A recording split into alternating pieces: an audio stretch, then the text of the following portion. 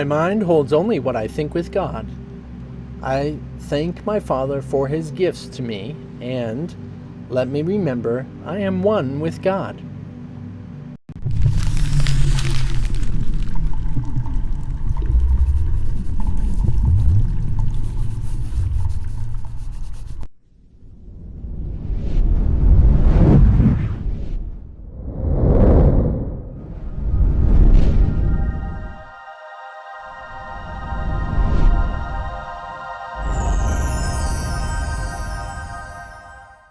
It can be disorienting, kind of confusing, especially when you hear it talking to the ego in a fashion as about separation. I mean, even this idea, I thank my Father for his gifts to me. It's like, that implies a separation, right? And then it says, let me remember I am one with God. I mean, just taking those simple titles, right? It's a pretty phenomenal thing.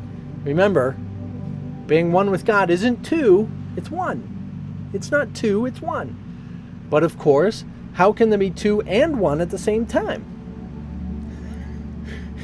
How can I thank my Father for the gifts to me and be one with it at the same time?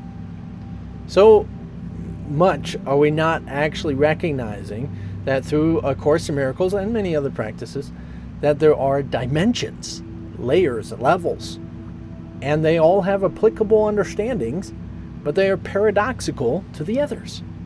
So in reality, yes, I am one with God. But while I thinking I'm here in another dimensional plane of existence, there are helpful ways in thinking to branch back or to experience this additional dimensions, right? So you can't experience the additional dimensions if you're obsessed with, say, the ego self. So that ego self is the thing that, hey, you gotta start thanking your dad, like say, hey, thanks, what's up, man, thank you for these gifts, right? And then eventually you start to recognize what your Father is. That I am one with God. So yes, it's debatable, and a lot of people get into discussions, and it's very plain and simple, but we think that we can debate about it because all these millions of things in the world, millions of people, millions of perspectives, and yet we tend to forget that it's very, very, very, very simple. My mind holds only what I think with God, and nothing else actually exists.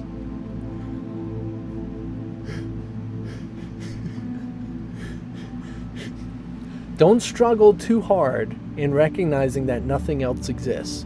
Because if you think you can point at those things, if you think you can label them, if you can think you recognize them, then the distortion is there. A misunderstanding naturally happens. But what is a misunderstanding? But a mental construct, right? Now, how can I have a mental construct for all these years, some say lifetimes, without God's approval? So there must be somehow God's approval. How could I keep doing it? Right? How could I keep doing it if my mind only holds on to what I think with God? How can I be holding on to something this long, this lifetime, many lifetimes? How can I still be doing it if I didn't think with God? Let me remember, I am one with God. Do you hear it? Do you hear it? So yes, God really is technically in a toddler stage of his thinking and creating abilities. If we're going through time like this, you are technically a toddler in your infinity.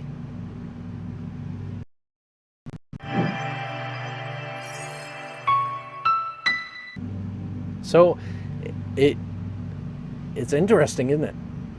what does that reveal to you?